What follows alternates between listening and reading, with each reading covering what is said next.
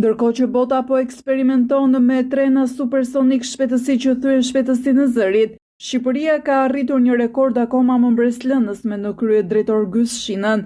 Sipas të dhënave të fundit nga Drejtoria e Përgjithshme e Thesarit, institucioni që drejtohet nga Ergys Verdo, e Kurudha Shqiptare, vazhdon të jetë një vrim e zezë financiare ku paratë e taksapaguesve zhduken me shpejtësinë e një treni ekspres. Fakte që të bëjnë të qeshësh ose të qash janë se bileta e fundit e shpenzimeve që na ka prerë ky institucion është plot 300.000 euro vetëm për një seri rrogash dhe subvencionesh. Janë rreth 650 punonjës që çdo mëngjes zgjohen me detyrën e vështirë të mirëmbajtjes së shinave të trenave inekzistent.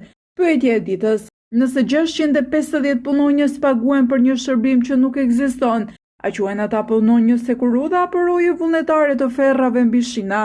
Në udhëheqjen e Gys Shinës, Kurudha Shqiptare po dëshmon se stacionet nuk shërbejnë për të hipur në tren, por si pika strategjike për të shpërndar buxhetin e shtetit.